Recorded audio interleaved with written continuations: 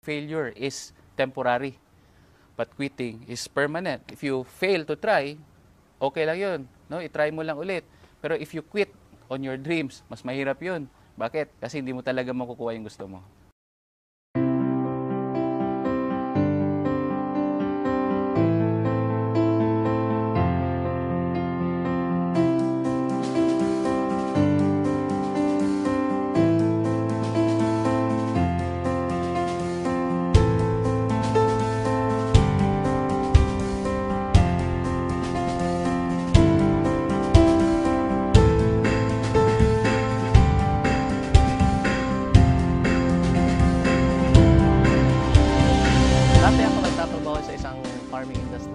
Job description ko talaga is tigasagot ng telepon, tig-dispatch sa mga biyahe sa truck, tig-kolekta og kwarta nila, tig-ihap og kwarta nila, tig-deposito og kwarta nila, tig-buhat og payroll, tig-check up sa mga logistics in and out.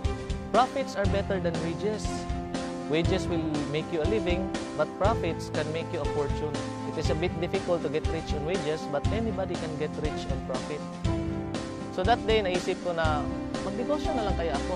Pero paano? Nadunggan ako ni dati ang B-Mobile sa una pag yun kayo. Tuwing nasa jeep ako, B-Mobile pag pinag-uusapan. Naglalakad ako, B-Mobile na naman. Tuwing nasa ibang office, B-Mobile. I used to be a regular employee for a US-based company. Bale, computer programmer nila ako. So, although maganda naman yung trabaho, maganda yung pay, pero nasa-sacrifice yung social life ko. So, wala na akong time for my family. And at the same time, so malaki rin yung sacrifice ko sa health ko. A friend told me, sabi niya sa akin, Juan, meron akong magandang business na nakita. Baka gusto mo rin tingnan. So, sumama lang ako sa kanya.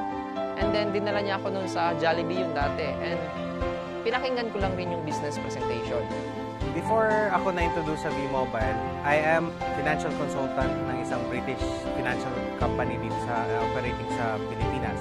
Grabe ang gamit ko ng cellphone as well as lagi ako nag-travel. Ang B-Mobile daw is hindi nagabenta, magkaka-discount daw ako sa cellphone usage ko. So, doon pa lang sabi ko, maganda yan. Magiging savings ko na yun para sa aking family. Later ko nalaman na meron pala siyang kasamang business. Hindi ko in-expect na malaki pala yung bigay sa akin na nagiging secondary income ko na siya. And significant yung secondary income na yan. Hindi lang yung maliliit na amount. Ang possibilities din nga nakita ko, na naagyod ko yung padulungan, yung asenso ko para sa kuang sariling na negosyo diri sa B-Mobile. Unlike kung maging empleyado ko. Kung dati gumigising ako sa umaga para mag-report sa office. Si boss naman, nakikita ko pagdating ko sa office, yun, nagja-jogging sa kanilang compound. Sabi ko, napaka-unfair naman ang mundo ito. Nag-e-exercise tuwing umaga. Ngayon, sa awa ng Diyos, gumigising pa rin ako ng umaga. But this time, katulad na din ako ni boss, ang manager. Nagja-jogging din tuwing umaga. At the best part is, I'm earning without reporting to the office. Before, I was very negative sa mga ganitong klase ng negosyo kasi ayaw na ayaw ko yung magbenta and yung kumausap ng mga tao.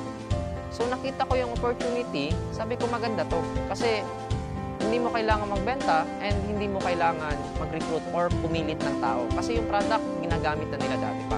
So it took me 3 months bago ako talagang nag-subscribe kasi I realized na I am not from Davao City, I'm a stranger. Yun nga, wala akong mga kilala.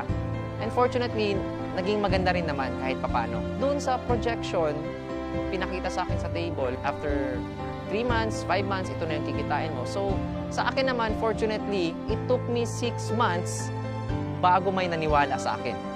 So, for 6 months, walang naniwala, walang nag-subscribe, marami akong dinadala sa office. So, it was really challenging that time. After that, nagsunod-sunod na. Naging maganda na yung resulta and lumaki na yung grupo ko. Dati po akong manager sa isang kumpanya. Sales rin po yung trabaho ko. I was looking forward to have my own business. So, habang naghahanap ako ng mga kliyente ko, I dropped into B-Mobile. Nagulat ako sa resulta niya kasi in a span of 8 months time, kumita siya ng mga 7 million pesos. So for me, sabi ko, okay kumita ka ng 7 million, ang liit ng kapital mo, bakit hindi ko subukan? Pero one thing was holding me back kasi ayoko sa mga ganitong business before eh. Naisip ko, pag ganito, kailangan mo magbenta, kailangan mo mamilit ng tao, kailangan mo mag-recruit. So, medyo naging hesitant ako. Buti na lang, yung sinabi niya sa akin na hindi mo kailangan magbenta ng load, hindi mo kailangan mag-recruit ng tao, pero kikita ka ng malaki. The very reason why I kept on going despite the challenges is because unang-una, when I saw V-Mobile, I saw na malaki yung potential niya, na kumita ka, yes. And pangalawa, naisip ko, marami akong pwedeng matulungan sa negosyo na to. So unang-una, pwede kong tulungan yung sarili ko, pwede kong tulungan yung family ko, pwede kong tulungan yung mga friends ko na medyo less fortunate. So sabi ko kasi, with a very little capital, pwede na silang magkaroon ng sarili nilang negosyo. Yung mga kaibigan ko, yun pa yung humihindi. Yung mga kamag-anak ko, tinatawanan pa nila yung ginagawa ko kasi parang isip nila, parang baduy, no? Pero sabi ko, kahit anong tawa nila sa akin, kahit hindi sila naniniwala sa akin, okay naman. Kasi alam ko yung rason ko bakit ko gusto mag-V-Mobile. Rason ko is gusto kong magbago yung buhay ko. Kasi alam ko yung buhay ng mahirap eh. May nangyari sa family namin, naubos lahat yung business, naibago yung bahay. And those were the things that were painful sa buhay ko dati. Pero sabi ko nga, if I can make a change, ibalik ko yung dating state of living, yung standard of living namin, a decent lifestyle, bakit hindi ko gawin? So, hindi ko pinansin yung mga humihindi. Nakakatawa lang, ang mga naniniwala sa akin, yun yung mga taong hindi ko pa kakilala. No? Yung iba nasa abroad, yung iba hindi ko naman mga kaibigan dati, pero naniwala. Pasalamat ako sa Diyos, after 1 year of doing the business part-time, kumita na ako ng 1 million dito. For a very small capital, to earn 1 million pesos is what I really wanted. No? With a very minimal effort, kasi ang ginagawa lang namin dito is we're teaching people how to use their loan.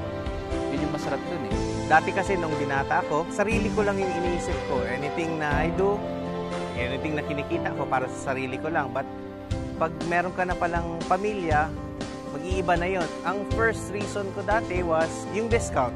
Nagugustuhan ko talaga yung discount. So, anong magagawa ng dagdag income?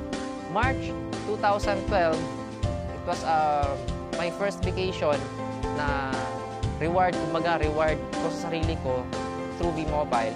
3 days, nagbakasyon kami ng barkada ko sa Boracay, and after 3 days, kumita naman ako ng 36,000. So, hindi na masama. March 31 to April 18, yung family ko naman yung kasama ko nagbakasyon. So, masarap na magbakasyon, lalo na kung kasama mo yung family mo. Ang mas masarap pa nito, pag uwi ko sa bahay, after 18 days na nag-road trip kami sa buong Pilipinas, meron akong at least 50,000 worth na cheque. So, I was very happy and my mother was very happy. Ang ma-advise ko lang sa mga kaibigan ko, sa yung mga nakakita ng advertisements namin sa Facebook, yung nakakita ng video link sa Facebook, i-try mo i-click lang yung link, malay mo, no? Maging katulad ka sa akin. I really didn't expect this change in my life. For the new ones, continue moving. Huwag kayo mag-quit kasi sa lahat ng mahirap, itong V-Mobile ang pinakamadali. As long as you keep on doing the business, as long as ginagawa nyo siya, may magbabago at magbabago sa buhay ninyo. Imposibleng wala. Salamat, V-Mobile. Unti-unti mong inikot ang buhay ko paitaas. Thank you po. Maraming salamat sa V-Mobile. No? Maraming salamat din po sa lahat ng mga taong naniwala sa akin. And maraming po salamat din po sa mga taong nag-guide sa akin dito sa business na ito. Kasi sabi nga, it is in helping each other. No? Together, everyone achieves more. As a team, tulong-tulungan po tayo para kunin natin yung pangarap natin. Maraming po salamat.